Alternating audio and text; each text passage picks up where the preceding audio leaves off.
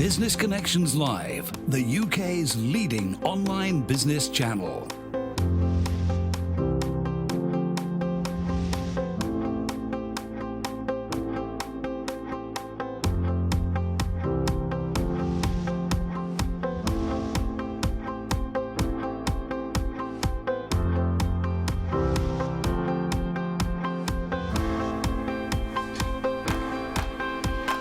This is Business Connections Live with Steve Hyland. Hello there, welcome along. This is Business Connections Live, the program for entrepreneurs, SMEs and business owners. Now, on today's show, we're going to be talking about using cybersecurity as a differentiator. Now, joining me in the studio is Darren Chapman. He's a cybersecurity specialist. Interesting area, this. I mean, we've looked at GDPR over the past couple of months and the impact that GDPR had. But when it comes to cybersecurity, is it something that is within your organisation a necessity? Is it something that you feel you need to do and it's just a cost? Or is it something that once you've done it, you can then go to your customers and say, actually, we are cyber secure, so your data is going to be safe with us, but because of that, we can charge a little extra. I mean, is there a value in your cyber security? Could be an interesting show. Told you so, didn't I? Darren, it's lovely to have you with us. So is that right, what I'm saying there? Do you find a lot of people just see it as a necessity when it comes to cyber security? Or do you think there is a value in being cyber secure within a business? Yeah, so I think a lot of people do see it as a cost. And like you say, a necessity.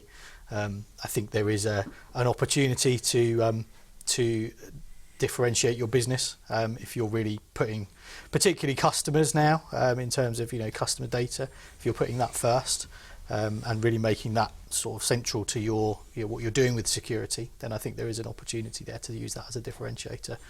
Tell me a little bit about your business before we get into the nitty-gritty of this Cyberscale. What's that all about then? Yeah, so Cyberscale is a business I started about a year ago, and we're focused on cybersecurity for SME businesses, really.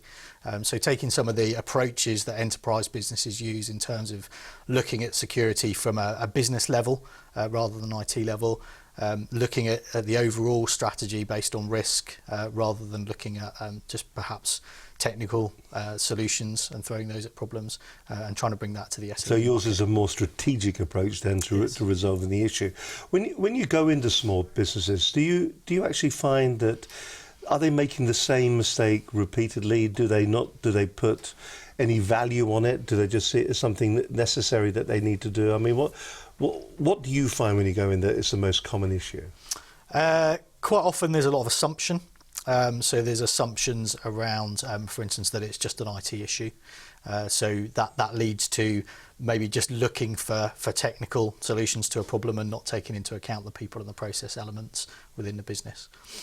So what do you think the biggest mistake is that people are making? Is it the fact that they go out and they buy a piece of software, they stick it on, they think they're now cyber secure, or is it just a lack of understanding? I think it's both. I think that assumption comes into it quite a lot. I think we talked before, and one of these things is you don't know what you don't know. So particularly in a small business, you're focused on running your business. You're not focused on, you're focused on cybersecurity. So and it's not an easy area. There's a lot to it. So technical solutions is one area, but more and more nowadays you need to be having more things in place than just technical solutions. Fundamentally then, what do you think the biggest issue is going to be out there? Is it that we don't put the protection in that we need? Is it that we don't recognise or identify the issues or the problems that we may have, the vulnerabilities that we have in our system? And even if it's what you said a moment ago, you don't know what you don't know. And when you go in there, what is the most common words that come out of your mouth then? Is it a case of, well, you don't have this particular firewall, you're not doing this particular kind of procedure? What's the most common issue? I think the most common issue is not really having a good understanding of what it is you're trying to protect in your business, and that's really the starting point. If you take data, for instance, right, and data is a lot of times that's what we're really focused on when it comes to security. You might have lots of different types of data in your business, and that data has different value. And therefore you need to put different levels of protection around that. But until you understand what it is and the risks to it and the impact of it not being available or being compromised in some way, until you have a really good understanding of that, it's difficult to make informed decisions about where you spend your budget, where you spend your time. Is it easy to drift from data security into business continuity? It seems the two are very, very close together. Because I would imagine when you talk about cybersecurity, people are thinking all the time about data being stolen or machines being hacked. We had the NHS situation, probably about a year ago now, where, I mean, so they were held to ransom.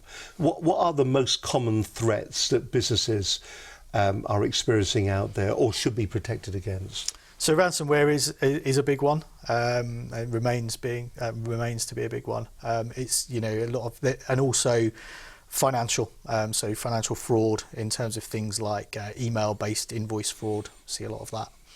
It's interesting because I was dealing with a business just recently, and that was exactly what they were saying, that they were actually lengthening the number of days before they pay, because it gives them an opportunity within their business to have systems that will capture people who come along and go, you've got to pay this much money and you've got to pay it now or else. Those kind of systems. So it isn't just electronic cyber attacks we're talking about. It's the whole philosophy behind cybersecurity and just normal security, I would imagine. Yeah, absolutely. So a lot of the majority of attacks that come in nowadays, a lot of them via email, and those emails are there's technical elements to them, but there's a lot of people elements to them as well. So when you get these emails through, like you just said, right, the people are cyber criminals are playing on urgency. They're playing on the fact that people are busy.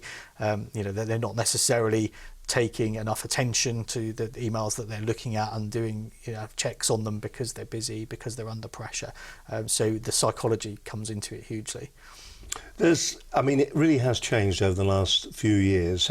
If you're looking back now 4 years ago, 3 years ago even, how have the attacks changed and the processes that we need to implement into a business? Because many businesses will be still doing what they did yesterday and the day before and 3 years ago to protect their data. They're not really moving along because it's not an important part of the business in their mind's eye. Yeah. So how has it changed? Both the ways that we protect ourselves and the ways that the threats have changed. Yeah, so if you go back, you know, probably a few more years than that, but what you used to have was a situation where in a business you would have a certain amount of data. Your data, for the most part, would be contained, so it would be within your business. So it might be on servers, which would be in your office or your data center.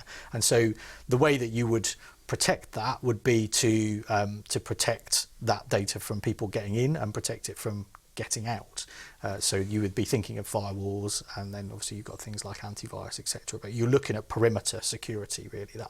That's how we used to do security. So it's all moving around here quite freely, but once it gets to the outside world or outside your office walls, yeah, that's where these firewalls are then. That's right. So you stop people from getting in to your perimeter and you stop the data from getting out. So that's how we used to do things. Obviously now data is everywhere, right? Your data is everywhere, and part of that is because that's what we do, that's what we need to do to make businesses agile. So we have people out on the road, we have people working from home, and it's great to enable that, and it can be a business differentiator to have that flexibility. But that comes with challenges. You know, the data is no longer contained. It's in Dropbox, it's in Box, it's in OneDrive if you're using Microsoft Office 365. You know, there's all sorts of ways of sharing data. Email is a key one. You know, everybody has email on their devices, not only their laptops, but also their phones, their tablets. If you allow that from a corporate perspective, which lots of people do, then that's another copy of data. There's attachments in there that you know, reside well outside sometimes the area that you've got control over as a business. See, I find it fascinating because we're expecting small businesses, medium-sized, even large businesses to have data security against cyber attacks, yet we hear regularly that the big blue chip companies, you know, NASA, America's national defense computer is hacked into. Is it a bit of a task that really the best thing to be is to be unimportant, unobtrusive, keep your name and your brand below the wire so that people will feel it's not worth attacking you? Because it does sound like that anybody, it doesn't matter how good the security systems are, there is always going to be vulnerabilities. Would you say that was true? It's definitely true, and one thing I'll say is security is hard. It's and it gets harder all the time, and it changes every day. And we're talking about in some cases well organised criminal enterprises that are doing the hacking and trying to get data. And well, I was going to ask you, what is the motivation behind it? I mean, you read sometimes that the motivation is because they can. And then the other motivation is money, of course, when you have the ransomware. But what do you see as the key motivations behind? I mean, mainly financial, but there are different motivations. You're right. Some of it is kind of kudos amongst people in a hacking kind of fraternity, if you like. Some of it is financial. That's a lot of it, and some of it is very well organised. Some of it's, you've also got nation state to think about, things like that as well. Do you think it is on the rise? Has it become more prevalent? Yeah, I would say so. So it's on the increase. So something that, I mean, well worth on this particular program, I think, actually sitting back and analysing, maybe just, even if it's no more than just opening up your mind's eye so that you start thinking about the problems, but are you still doing what you did 3, 4, 5 years ago? Is it just is it very simple that you've got McAfee or you've got Norton on your machine or one of the other antiviruses, and that's the way that you're actually protecting your data? Do you run a server network within your organisation where people externally have got access to it? How do people keep and collect data if you've got a call centre or something like that? We're going to be talking more about this as the show goes on. My guest on today's show is Darren Chapman, cybersecurity specialist, and he comes from Cyberscale. More to come on this edition of Business Connections Live. It's lovely to have your company as always. We're live here on a Monday, spot on time today. Hey, what's that all about? Let's go back a couple of weeks. By the way, we'd like to apologise. No show last week. We were all out in Barcelona doing a big global event. Well, some of us were, I've just been told, but we were all out there in Barcelona. If it's any consolation to you, it rained for 4 days. But there were a couple of days where it was very hot and lovely and sunny. But apart from that, neither here nor there. Let's go back a couple of weeks to the last show that was live with Susan Armstrong. She's an international speaker, best-selling author and award-winning talent development expert. We were talking about how to lead like a CEO, an important aspect in any business. Do you manage by fear within your organisation? Are people fearful of you from afar? Are you a shouter? Do you holler at people? Or do you just get their trust, their loyalty, because you're just damn good at what you do? Good show. He highlighted some of the issues that some organisations and some leaders have. And remember, it may not be your fault. You may be promoted to a level of leadership. It's called the Peter Principle, is that you're promoted to your level of incompetence. That may well have happened to you. It's not your fault, but what kind of problems is it causing within your organisation? Good show. Just to give you some of the highlights, let's go back a couple of weeks to the last edition of Business Connections Live.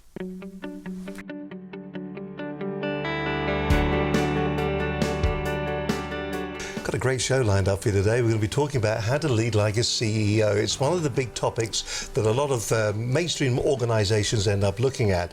Leadership within their business. Joining me in the studio is Susan Armstrong. She's an international speaker, best-selling author and award-winning talent development expert who specialises in leadership skills for large organisations.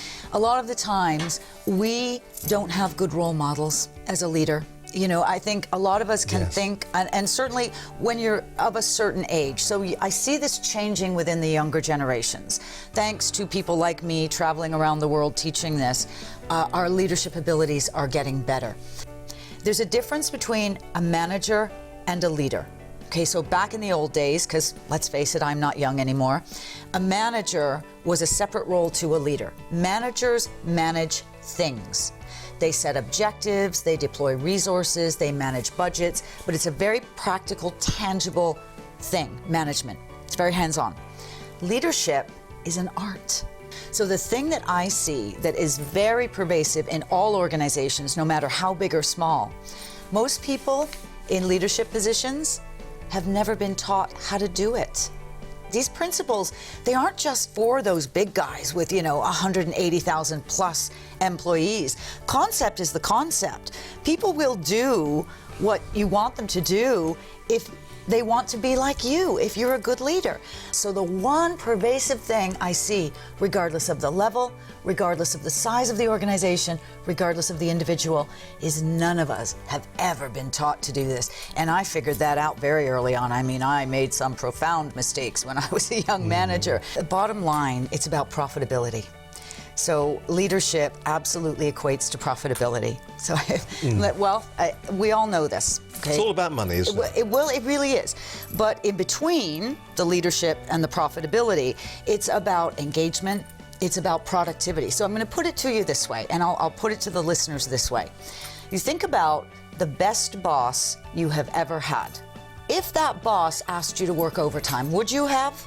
If they asked you to come in on a weekend, would you have? The best boss you've ever had, you would do whatever they asked. Why? Because you really truly believed they cared about you and had your best interest at heart. So one of my arguments is always that we're running organizations in 2018 with human resource practices that belong in 1955.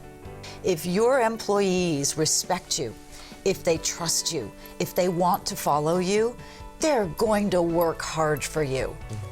I'm Susan Armstrong. I'm a professional speaker and international talent development expert. So I custom design training programs and seminars for organizations around the world in everything to do with leadership and people. And this issue of leadership starts with you.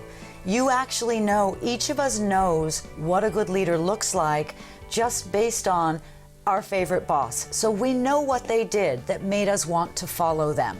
The hard part is putting this into practice. So you can actually go to your employees or those around you and ask them, what makes you a good leader and where do you need to improve? And no, this isn't easy, and I would never tell you that this is, but we all have to start somewhere. You can also find some training, read a book, go to a workshop. None of us went to school to be a leader. None of us were taught how to do this. So if we don't know, how do we know? If we don't know, we can't possibly know. So you can join a workshop, join a training program. Please, you can email me at susanarmstrongtraining@gmail.com, and that will get directly to me. So that's susanarmstrongtraining@gmail.com. I'm happy to have a conversation about workshops or seminars that might be appropriate for you. Or you can go to escapeyourinvisibleprison.com and you can sign up to download 3 free videos on developing that self-awareness and that confidence in yourself. So that's escapeyourinvisibleprison.com. We will need your email address to know where to send the videos, but you can download 3 free videos that will help you with the self-awareness piece, the confidence and communication piece.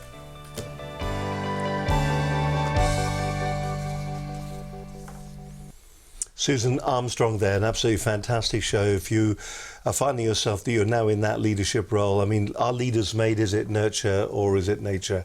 Never quite certain, but there are some great leaders out there, and let's face it, you've probably worked in your lifetime for some leaders who haven't been that good.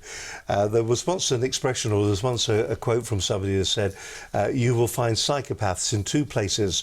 One of them will be in prison, the other place you'll find a psychopath will be as a leader of an organisation, because the characteristics are very similar. I'm not insulting anybody here, that's just something that a research doctor actually said, and I read the article, it just made me laugh out loud. Fascinating show. If you want to find out maybe how to improve your leadership skills, you can download those videos, or you can watch the entire program with Susan. By the way, if you'd like a program like this one for your own organisation, or if you'd like to maybe, if you're sending out newsletters at the moment and you'd like to turn your readers into viewers, now how good that's going to be.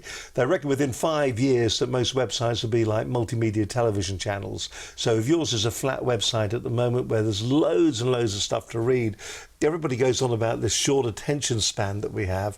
Well, why not turn it into video content? Talk to us about that, and we can advise you and we can help you as well. It's dead easy to do that. All you got to do, drop us an email to studio@businessconnectionslive.com. If you wish, though, pick the phone up and let's have a chat on 01784 256 777. You can always follow our stream of consciousness if you're watching on Twitter at the moment at BCL Business TV. If you hashtag BCL Business TV, you can also sort of send us a question as well. Hello, I'll get there eventually. You can watch the programme and comment as well on our Facebook page. But don't forget, over 300 hours of great business advice, all for free, if you go to our website at businessconnectionslive.com.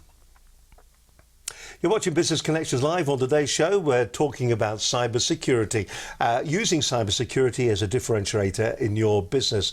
My guest on today's program is Darren Chapman. He's a cybersecurity specialist and his company's name is Cyberscale. Once again, lovely to have you with us. I'm interested. The whole area is fascinating, and I'm just trying to, just so many questions to ask. What would you say the 5 cybersecurity fundamentals are for most businesses? What should they be approaching? What should they be thinking about? And how do they implement them? So I think the first one we've already touched on, which is really understanding what it is you're trying to protect. So understand what your business is doing. Obviously, you'll know that as a business owner, but also understand what data you have and what systems you have to access that data. And once you've look at the data specifically, so what types of data do you have? Is it something that's really critical to your business? Some of it will be, some of it won't. So it's the scalability of the data. I would say, we were talking here, we generate thousands of terabits, hundreds of terabits, not thousands, hundreds of terabits of assets, video assets that we've got. So that is fundamental to our business. If we were to lose that, that would cause us a lot of problem. But we also have customer information as well. Yep. And it's reputational with customer. Obviously, the business couldn't operate without it, but that customer data is very important to what we do here too. Do you have to look at the different types of assets that you have and data that you have to make certain you have the appropriate protection in place? Yeah, absolutely. So when we're looking at data specifically in security, there's 3 aspects of data, and this is the second fundamental really. There's 3 aspects of that data that we're interested in. So confidentiality is the first. So is the data only available to those people who should have access to it? That's the first. Second is integrity. So is the data actually what it should be, what we expect it to be? Has it been altered in some way? So obviously, if you think of something like banking transactions or financial data, for instance, if that's been altered in some way, then that can have a huge bearing. And the third is availability. So is the data available to you when you need it? So some types of data will be, you might have some historic sales data, for instance. So that may not, if you don't have access to that for a week, that may not cause a big problem to your business. But if you have data on your customers and you need that data to be able to service your customers, then you might need that data. You might need that immediately. So actually, not having that data available for a few hours may have a huge impact on your business. And also, if that data is released to somebody and made available to people who shouldn't have it, particularly if it's personal data or even worse, sensitive data, then again, reputationally, that has a huge bearing on your business. Are we in a bit of a chicken and egg situation here at the moment, in as much as I said, we've got terabits of information. You can't, to store that securely in the cloud is going to take weeks, if not months, to actually upload it, get it up there.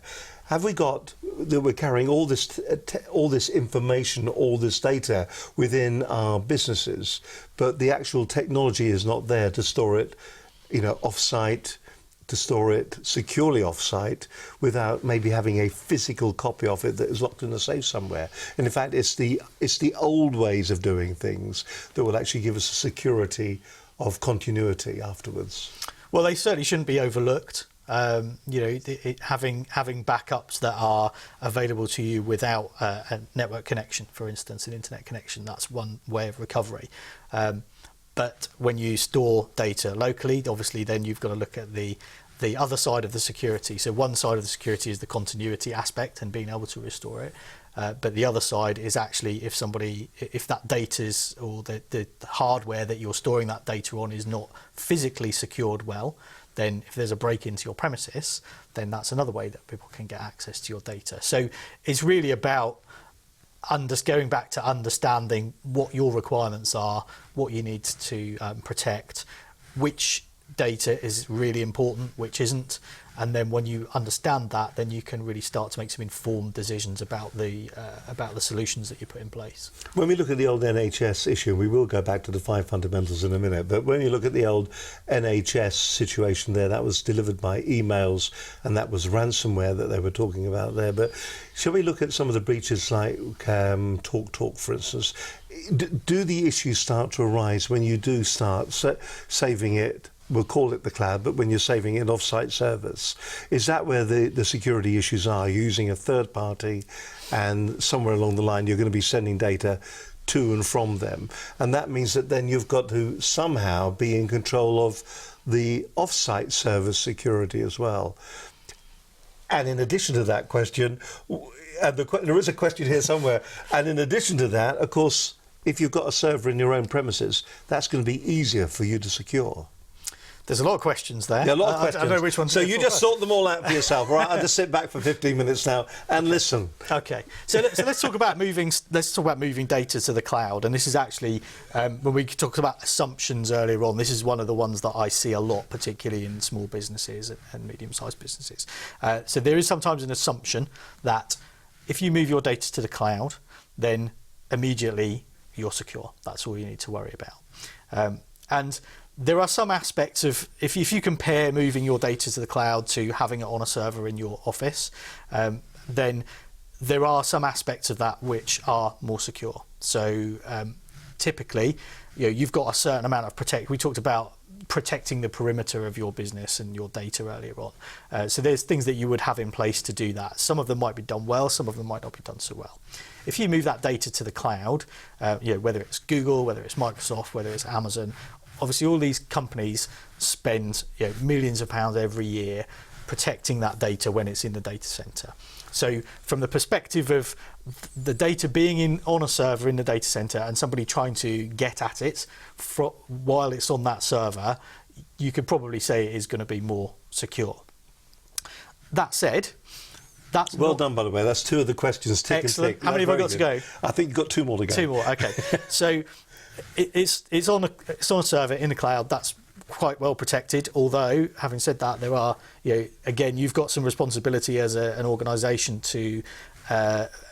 as to some of the processes that you put around that and some of the configuration. So it's a shared responsibility. We can kind of get back to that. But the other thing that I wanted to say is that that's one copy of that data, and I think this is the one thing that people often overlook when they talk about moving data to the cloud. So yes, it's on a server in a data center that might be well protected by Microsoft, for instance.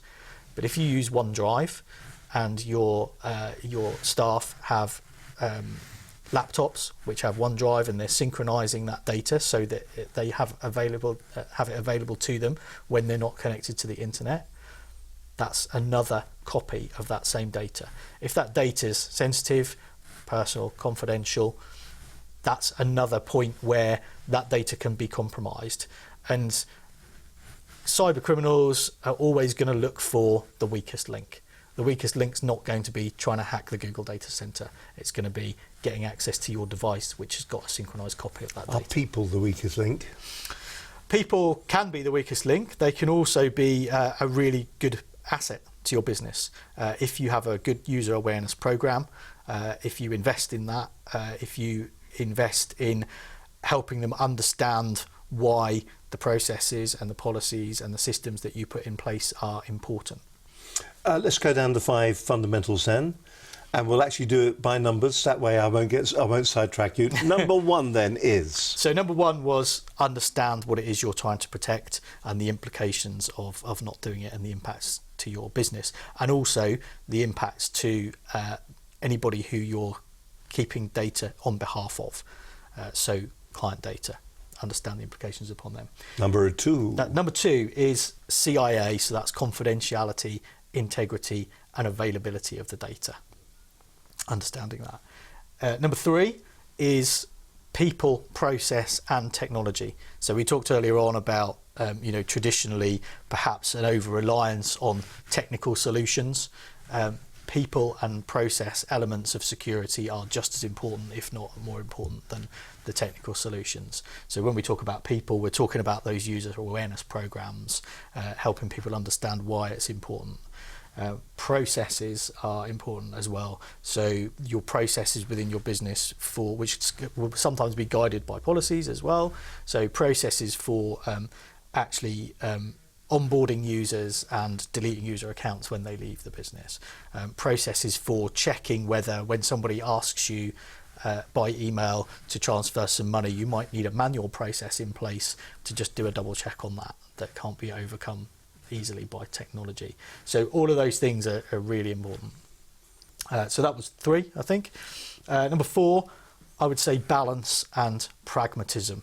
Now, what do you mean by that? So balance and pragmatism is really, and I think this is something that's really important in security, and it's been sometimes overlooked historically.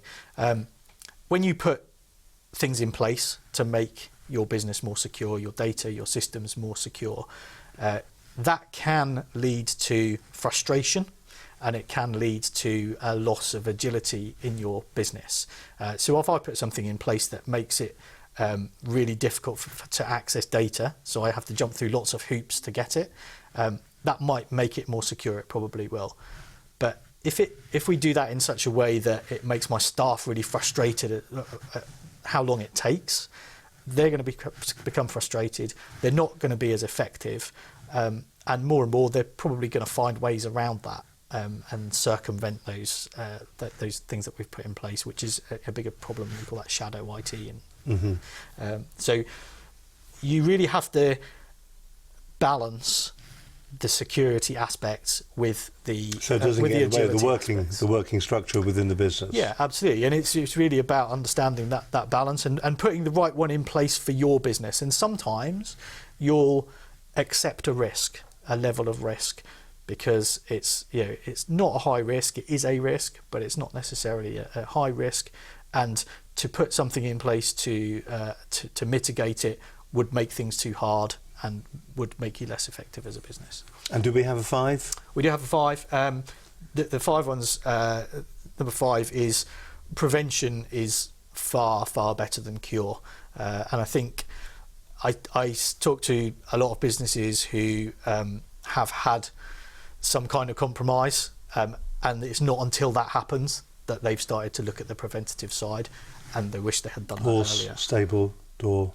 Yeah, absolutely. The other aspect, though, I would say is prevention is far better than cure, but secondly, you're not going to prevent everything, right? You're never going to make yourself 100% secure. So being able to manage that, manage an incident, manage a data breach, understand what you have to do to manage that in advance of it happening is a key part of your security strategy as well. So have an incident response plan, have a data breach response plan so that you know how to deal with it. Hope you're finding today's programme of interest to you. If you are sitting there at the moment, you're thinking about putting your cybersecurity strategy in place. Hopefully today will give you some indications of the right way to move forward. My guest is Darren Chapman. He's a cybersecurity specialist, and his business is Cyberscale. More from Darren in just a few moments' time on this edition of Business Connections Live. The banks have been in the news just recently, and we had Troy Norcross on the programme a little while back.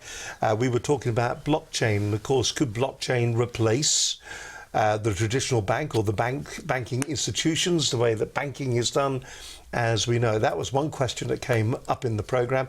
If you're not familiar with blockchain, you probably heard the words bandied around over the last couple of months. But if you're not familiar with it, I do recommend very highly that you watch the entire program at Troy. He gives a very clear explanation of what blockchain is all about. We felt it kind of fits in rather nicely with this particular program because it's all around the whole world of cybersecurity really, and how you can make absolutely certain that you, by using blockchain, that a number of things stay in check with each other.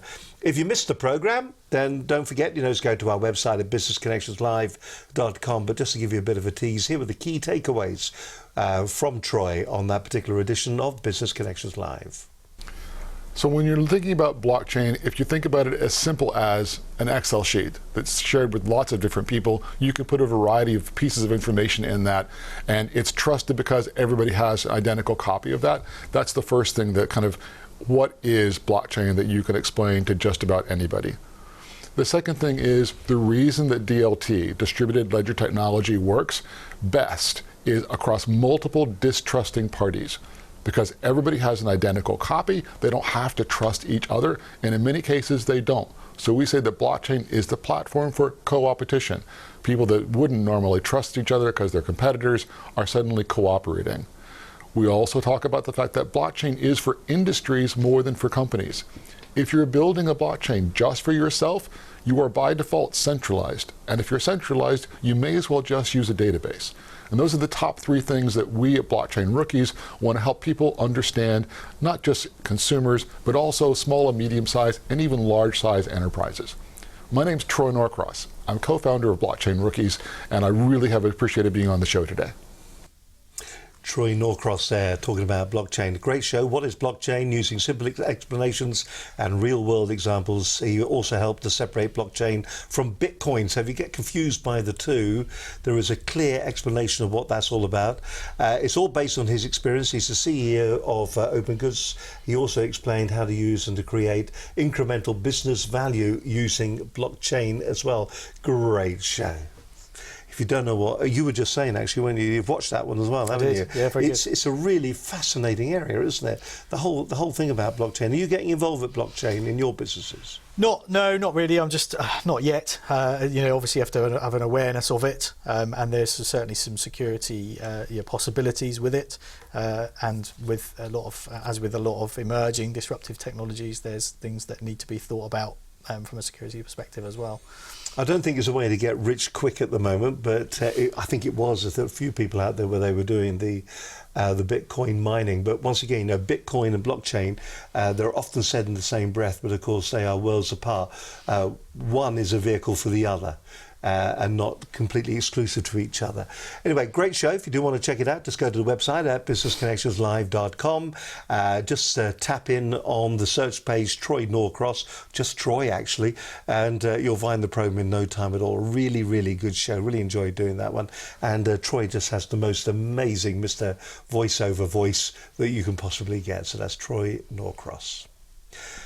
You're watching Business Connections Live. Darren Chapman is my guest today. He's a cybersecurity specialist. His business is Cyberscale, and what they do, they go into organizations just like yours, and they work with you to put together a cohesive, comprehensive strategy on how and what you should be doing when it comes to the cybersecurity within your business. And the thing that we kind of touched on in the whole introduction to this program is that has a value. If you can say that you are, you're cyber secure, that's going to give your customers that good feeling about your business. And maybe, perhaps, you can actually charge a little bit additional for that. We'll show you his website in just a few moments' time. But before we do that, let's find out a bit more. The big talk recently, of course, has been GDPR, the General Data Protection Regulations. There was a lot of fuss about it, and one would imagine that it happened and it's gone away now. It's all behind us. GDPR no longer is of any consequence or importance. But when we're talking about GDPR, that is fundamental, isn't it? GDPR, data protection, and that's an ongoing issue, isn't it? Yeah, there's a huge crossover, and my experience is that, and I was involved in quite a lot of looking at GDPR, in the run up to May. My experience is that a lot of organisations have done some things around GDPR. They've done something. But a lot of those who have really focused on the marketing aspects of it. So they've really looked at, the customer database. Have they got a privacy notice? Are they sending things to people who haven't asked for it? Have they got the right consent? That kind of thing. And those things are important. But they've kind of stopped there. And there's a huge aspect of cybersecurity embedded within GDPR. And it's really all about, all of GDPR is about taking responsibility for your clients, your employees' data. And part of that responsibility is when you have it and you have the right reasons for having it and you've articulated that correctly, you've got a duty of care over that data to keep it safe. And I think a lot of organisations haven't got to grips with that yet. Do you think a lot of organisations are just playing lip service to it? I think they are, yes. And I think a lot are playing a wait-and-see game to see who gets fined first, how small they'll be, and whether it's going to implement or affect them.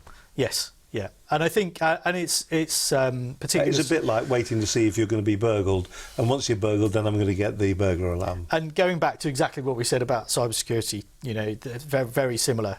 Sometimes people don't see it as important until something's gone wrong.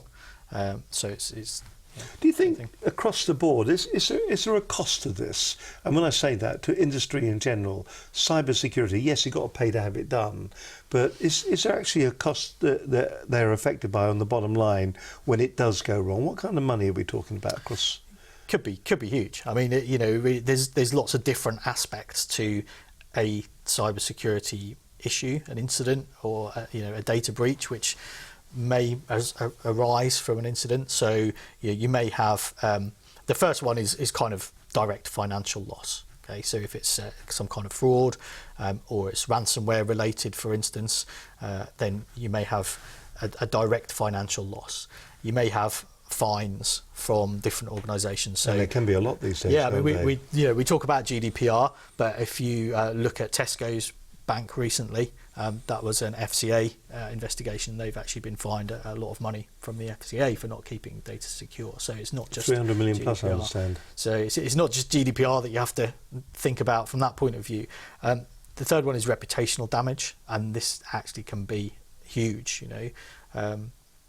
Particularly if it's a data breach and it's or it's financial loss to your clients, the reputational loss to your business can be something that you don't recover from. And of course, with GDPR, we were always talking about, it isn't just about your business, it's about your suppliers, it's about where the data or the information or where the product goes on to afterwards.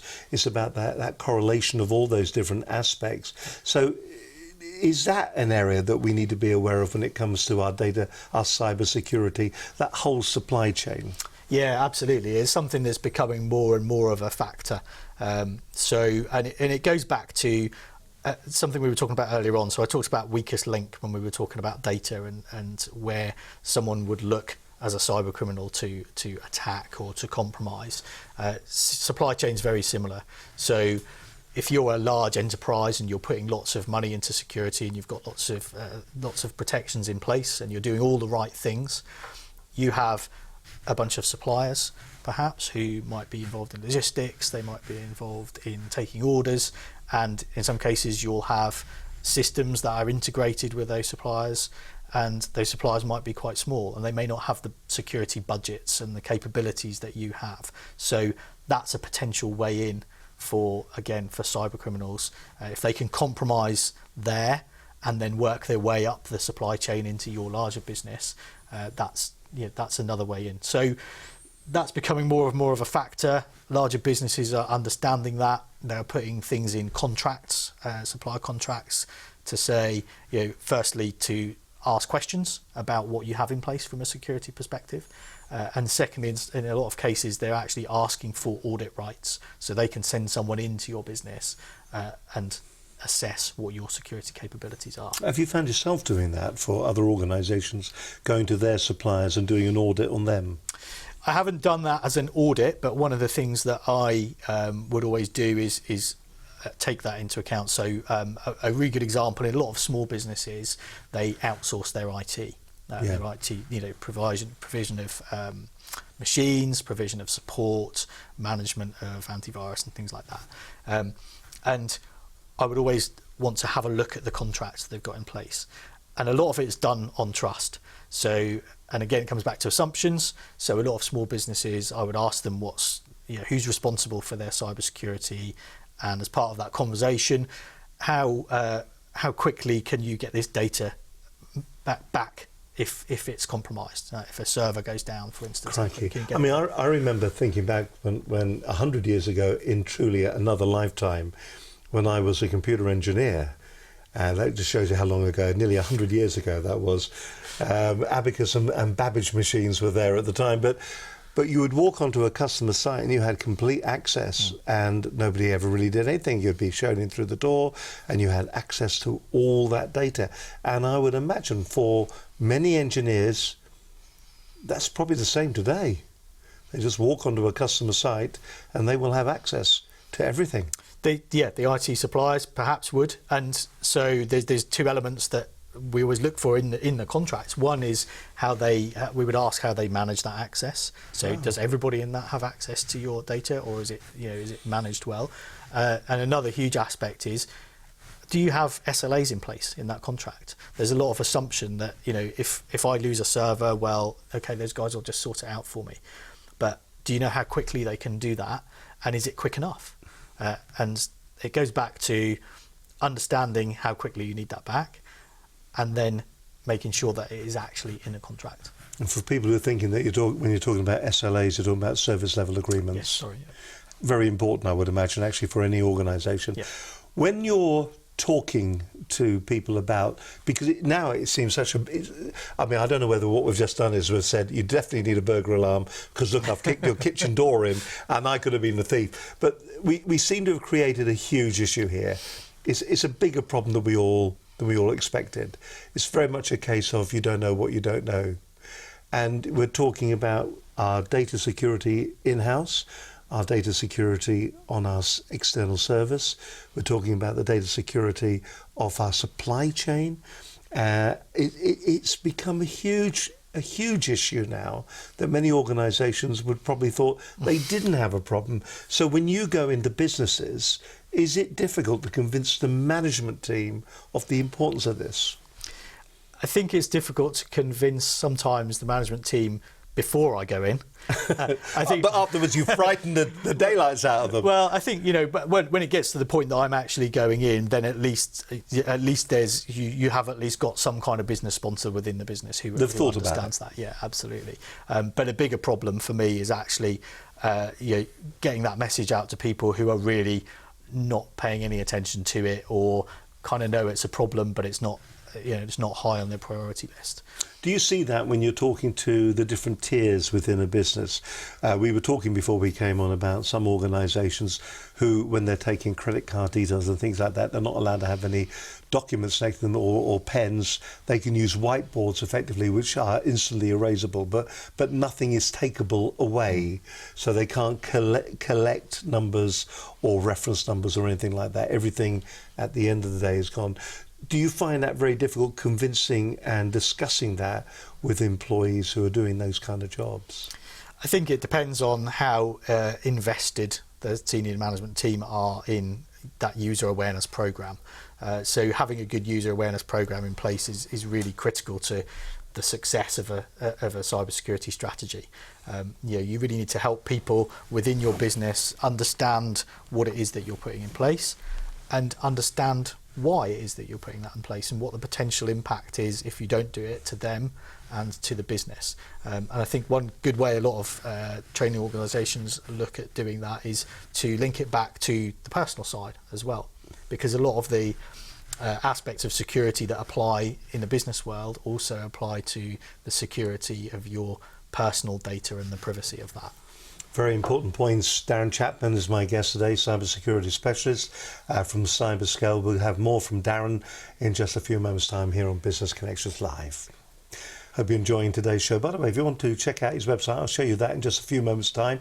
If you want to check out our website, do go to businessconnectionslive.com. We are running a series of very successful how to handle the media training courses.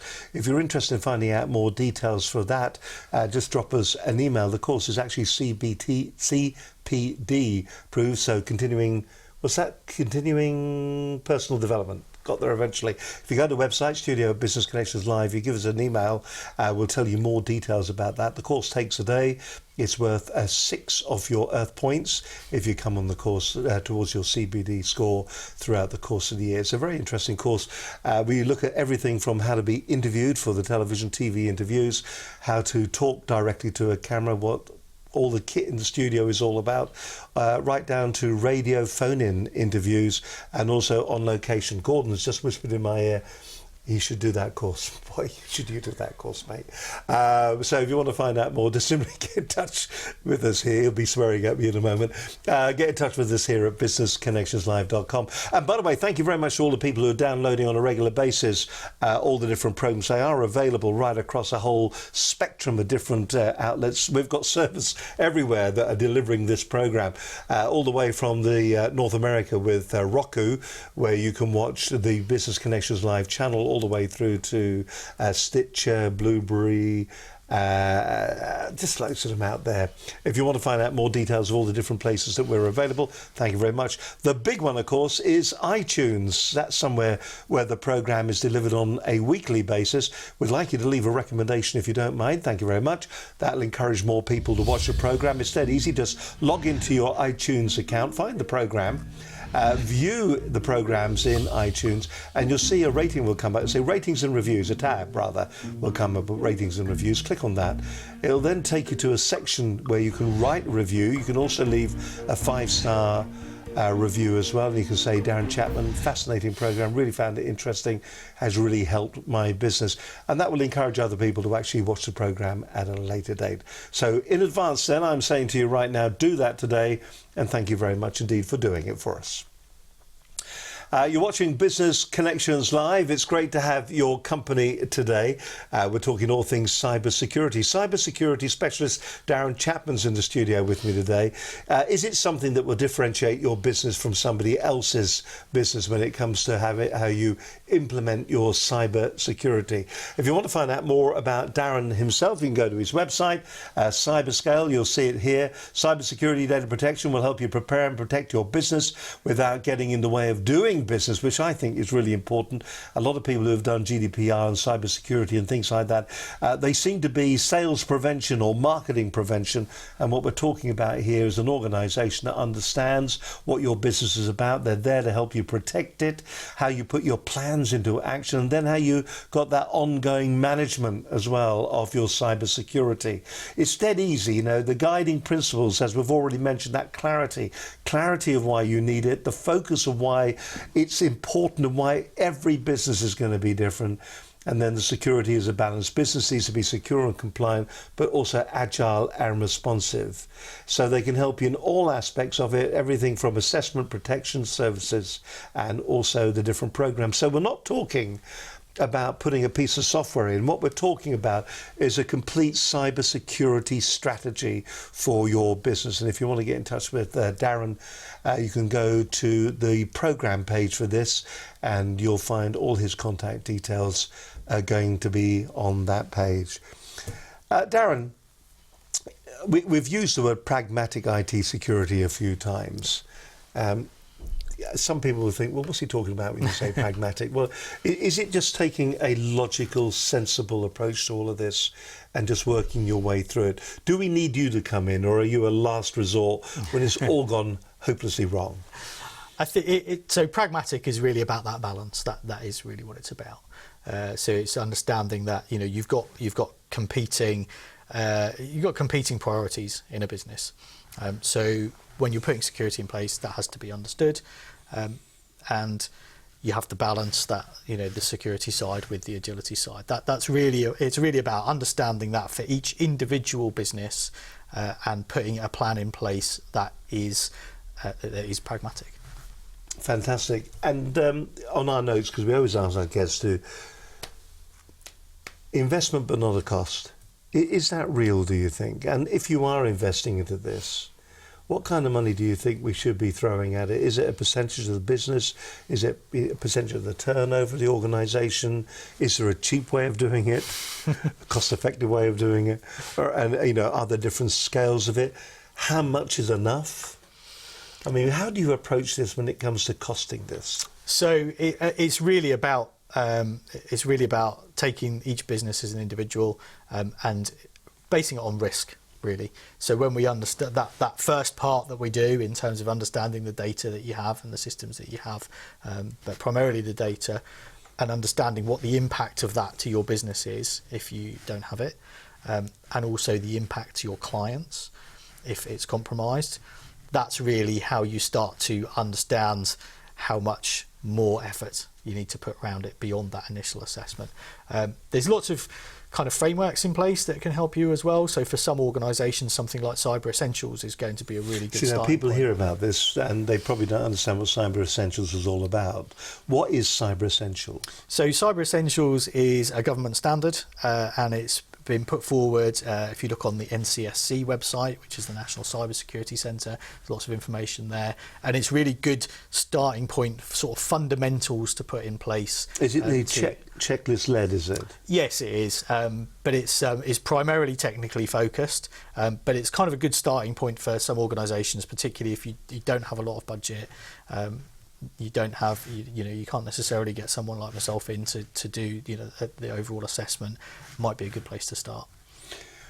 Of all the stories that we've talked about today and all the points that we've covered, do you have any real life experiences where you've gone into an organisation and you've implemented a strategy within the organisation where there have been actual tangible results that have said, yes, this was the right thing to do? You don't have to name, obviously, the organisation or the company, but if you can tell us a bit of the story, that would be fabulous. Yeah, so tangible results are always difficult, I guess, and this is one of the challenges with cybersecurity. Because, if nothing's happened to you and you haven't been attacked and you've got away with it, then that's good. Yeah. So nothing happened. Absolutely. But one of the things that you would put in place from a strategic perspective, as well as the preventative side and as well as the incident response side before you get to the incident, would be some kind of detective controls and monitoring controls, so that you can actually see if things are happening and detect that. And sometimes those things will come to form an incident which you need to deal with, and sometimes you'll be able to see that actually someone's trying to hack you, for instance, and actually the measures that you've put in place have helped you prevent that from happening. And have you seen any organisation who has put a absolute or a value on the fact that they are cyber secure and have passed that on as an upsell to their clients? Yeah, so not an upsell necessarily, but certainly I think putting the fact that you are taking security seriously definitely has a value. So we talked about this in a GDPR context earlier on, where if you were looking at that early and you were taking care of your client's data, you could use that almost as a marketing message to say to your clients, look, we are. And some people did, didn't they? They actually went out there and said, we are now. Absolutely, GDPR, but I think you have to stand behind that, right? You actually have to be doing that. You can't just pay lip service to it. You have to do it. So I think when you're looking at risk in your organisation, as well as looking at the risks to your organisation itself and the reputational damage, really put your clients kind of front and centre of that risk assessment. See what the implications to them is of their data being compromised. Maybe their data being compromised, if it's personal sensitive data, might just be data that you need to provide the service to them not being available. If it's something that they need, if there's something they rely on, and you can't provide that service because you've had a cybersecurity attack that's taken your servers down, it's affected that availability, then that affects them as well. So really thinking about those things, if you can do that, put those front and centre of your risk assessment and of the things that you do to prevent cybersecurity issues, then I think you can genuinely talk to your customers about that and say, this is what we're doing, this is why we're taking it seriously, and if something does happen, because we can't keep it 100% secure, if something does happen, this is how we're going to manage it, and this is our commitment to you. Like GDPR, everybody thought GDPR, last question by the way, everyone thought GDPR will do it, we've hit the deadline, job done. And it's not the same, is it? Job isn't done. Job is just starting, and it's not the beginning of the end, it's the beginning of the beginning. Is it the same with cybersecurity? Is it something that what we need to be doing is we need to be looking at this on a continuous, ongoing basis. So you don't go in once, you go in regularly. Yes. Is that what we need to be thinking in our heads? Absolutely. I mean, this changes every day. You know, the threats, the types of threats change every day. One of the challenges in security, particularly if you look at taking antivirus as an example, one of the challenges is antivirus companies are always kind of paying catch up with the cyber criminals, and cyber criminals don't have to jump through the same hoops. So if you release a new piece of software or a patent file update, you have to go through a certain amount of testing to make sure that's not going to cause a problem when you release it. Cyber criminals don't have to worry about that, so they've always got a bit of an advantage in that way. So it changes every day. You need to have lots of different protections in place, and they do need to evolve as the threats evolve. Just out of interest, do you see? I said it was the last question, and there's still another one. do you have a personal favourite when it comes for protection, antivirus protection? Are you a Norton, a McAfee, or are you what's the other one? What's the other free one? AVG, of course, there's another one. And do you have a recommendation at all? No, I don't. There we go. Oh, well, no, my day. Listen, it's been an absolute pleasure. I hope you found it enjoyable as well. It's been really a real insight into talking about where we should be going and what we should be contemplating. We always ask our guests at the end of every show to look straight down camera number 4, which is that one over there, and just to give us the lowdown, the key takeaways that we need to be remembering. Start by saying who you are and where you're from, and then what we should be remembering as business owners when it comes to the cybersecurity and how it's going to be advantageous to us to make certain that we have got it all sorted out and in the bag. Number 4 is all yours. Who you are and where you're from. The airwaves are all yours. Thank you, Steve. So, hello, I'm Darren Chapman, and I'm from Cyberscale, and I've been talking today about cybersecurity. Here's my key takeaways. So, firstly, when you're looking at a strategy, a cybersecurity strategy for your business, and it should be a strategy, make sure that you understand what it is that you're trying to protect in your business, whether that's data, whether it's systems, whether it's both, and what the importance of those various aspects are, and how important they are to your business and to your clients and your employees. Put them front and centre of your risk assessment. Put things in place based on risk. Have a strategy that includes process and people, as well as technology. And have an incident response plan in place so that if something does go wrong, because you can't keep yourself protected 100%, make sure that you understand how to deal with that in advance so that you're not running around like a headless chicken at the time that you've had a data breach or a cybersecurity incident. The way that you manage that will have a huge bearing on how well your organisation comes out of that. Absolutely fabulous. Thank you very much indeed. A great show today. Darren, thank you very much for being with us as well. Cybersecurity specialist Darren Chapman. We've been talking about using cybersecurity as a differentiator today, and it's been a really interesting programme. Hope you found it interesting. If you want to go to his website once again, the website is cyberscale.co.uk. Cyberscale, cybersecurity data protection will help you prepare and protect your business without getting in the way of doing business. Some really good advice on the website. They explain the services that they do for both SMEs and smaller businesses. There's info on there. There's a good blog as well if you want to find out more details. But more importantly, if you just want to contact Darren, just go to his contact page, and in no time at all, I'm sure he'll be picking the phone up to come back to you and have a word with you. Hope you've enjoyed today's programme. Don't forget, we're doing it all again, not next week, but the week after we'll be doing it again. So we're having another week off. We're all over the place at the moment. But till we do that again, listen, thank you very much for watching. Just finally, before we go, some of the future programmes that we've got lined up for you. We've got David Holland. He's the CEO of Exila. He's going to be coming on the show. We're going to be talking how to set up autoresponders. How to put together a campaign where you collect names securely, and then actually you have a sequence of events that go on, and how that can turn maybe your part-time marketing into full-time marketing, and maybe get your marketing on automation. So David's going to be on the program talking about that. Very, very successful. He does it for his own business. He's got a number of people working for him, and they do it for other businesses as well. So that's David Holland on the program. Bruce Pension is going to be on the program. He's the MD of ProDrive. Timothy Cooper, he's the business development and director at that the AA is going to be on the programme in the near future. Also, Deborah Hume of Minerva Engagement. She's a top-ranked HR person, but she does so much more, and you'll love the show that she's on. And Louise Punter, the CEO of Surrey Chamber of Commerce, to get the comments from what the chambers both in Surrey and across the UK are doing at the moment. They've been in the news quite recently with all the Brexit negotiations. That instantly dates the programme.